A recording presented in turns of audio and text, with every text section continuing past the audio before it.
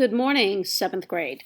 So today I am doing a demonstration on a squash book, which is if you are in the classroom or you're hybrid. Here is an example of a squash book. Cool little fold-out book.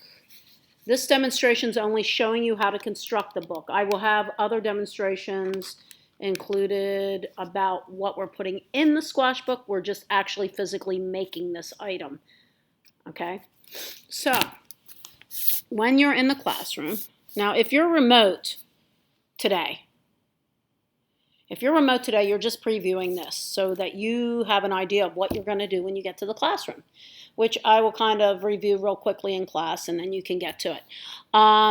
You will have as things that we're going to pass out. First thing we're going to pass out, 2 pieces of square cardboard that becomes your cover, a piece of ribbon, okay? You will get to select a decorative paper for the cover and a solid piece of paper because I don't have enough decorative paper to do both squares of the cover with it. And then you will need 3 squares of black paper, which become the inserts for the book. All right? So the very first thing we're going to do is we are going to work on gluing the cover. You will also receive a glue stick. Glue stick is great because rubber cement, even though it's a paper product glue and we would all like to use it, the bad thing about it is sometimes you don't get all the excess off and it sticks together. So we're using stick glue and it works pretty good. You might have to hold it a bit to make it work. Okay, so I put glue on the one side of the cardboard and then I'm just going to put it on the big square. Okay, and what I'm going to do then is I'm going to put glue on the 1/2 of the leftover paper and the other side. I'm going to start folding it like I would a present for Christmas. If you wrap Christmas presents, you're one step ahead of the rest of the people. If you didn't, watch closely and you can always review this video. Okay, so I'm pressing down as evenly and smoothly as possible. Now, this will be covered up on the inside. It's the outside that I really don't want bubbles on. So that's nice and smooth. And that's what I want. Then I'm going to fold it 2 little rectangles inward. Or triangles, my bad. 2 little triangles inward, like you do a Christmas present. And then I'm going to glue that down to the cover as well.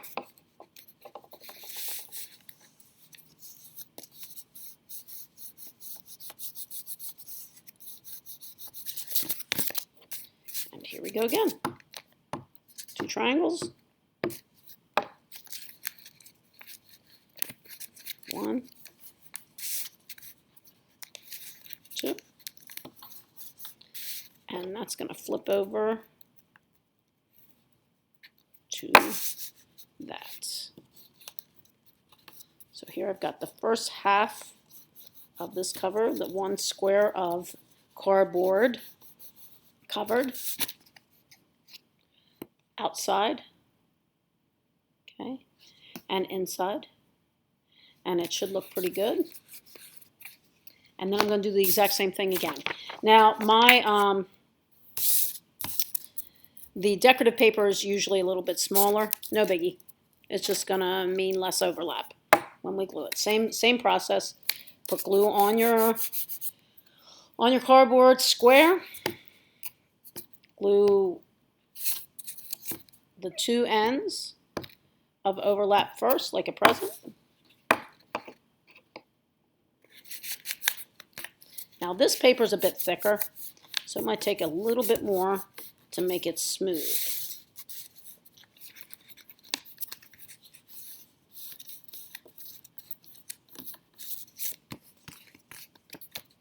Okay, and triangles.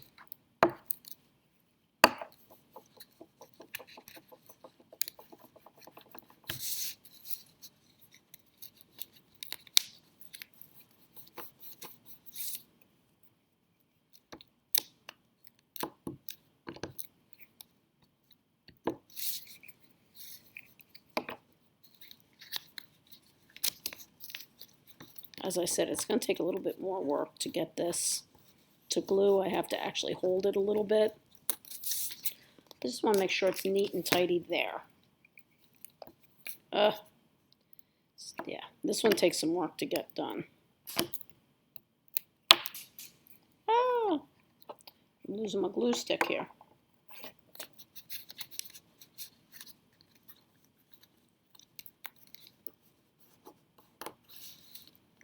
Should have grabbed an extra glue stick. I'm using an old glue stick that was half used before I ever got to it. You hopefully will get new glue sticks. But there's always a possibility supplies won't come in on time. And you could end up with an old glue stick as well.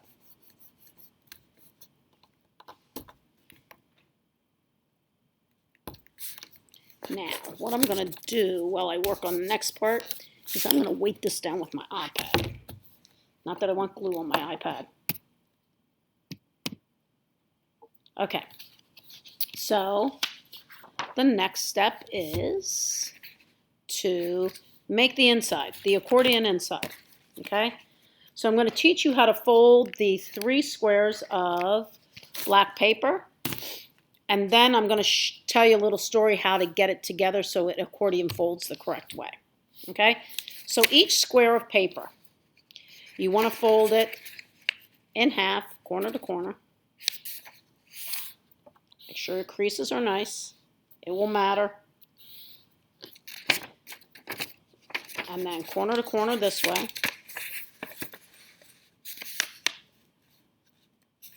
Nice creases. Then diagonally, corner to corner.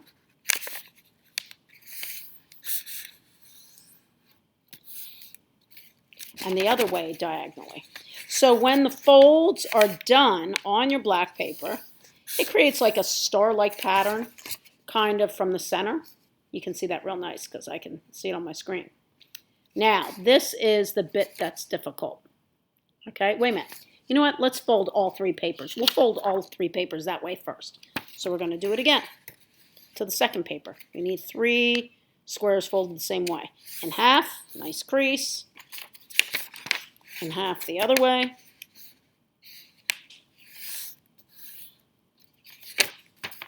Diagonally.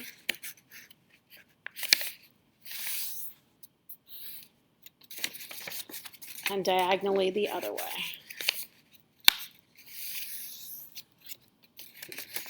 Here's our second one.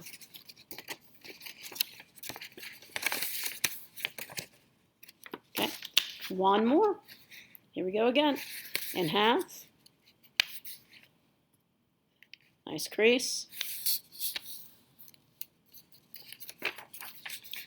In half again. Nice crease. Diagonally in half.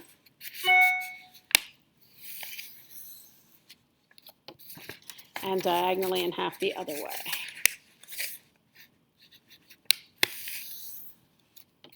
So there's the third one. Okay, so this is the part that last year when I did this lesson, kids had problems and I had to intervene constantly. So you have three separate ones to watch. And hopefully after a bunch of experimenting, you will. You want it to be a small square. So you need to remember that it's going to be a small square, not a triangle. So what I kind of do is I push and make it collapse a bit, knowing that I want a square. And it's one of the diagonals that's going to collapse inward. It's one of the diagonals that's going to collapse inward. I'm trying to figure out, looking at my screen, how I might show you. So it's one of my diagonals to the point that's going to collapse inward, okay? And this is the square I'm working on right here, this square, okay? And then I go across, cattywampus to it, and I want to collapse that diagonal, and that's always the tricky one. It's always the second one that's the tricky one. So what I do is I kind of lay the one square on the table, and I work at collapsing that second diagonal inward so that when I fold it, collapsed, it just folds like that and goes like this. Okay, this is what it looks like. Small square, and the inside. The diagonals collapsed inward. So I'm going to do that 2 more times. So you got 2 more opportunities. So again, I'm thinking in my mind, I know this needs to be a square. So select one of your squares. I'm trying to show you. Like this is going to be a square here, a square pattern. And this is one of my diagonals. So I know I'm going to collapse this diagonal inward. Collapse this diagonal inward. Working towards this square here, I'm collapsing that diagonal. Then I go to the opposite side, and I'm going to have to do the exact same thing. So what I do is I lay the one square on the table.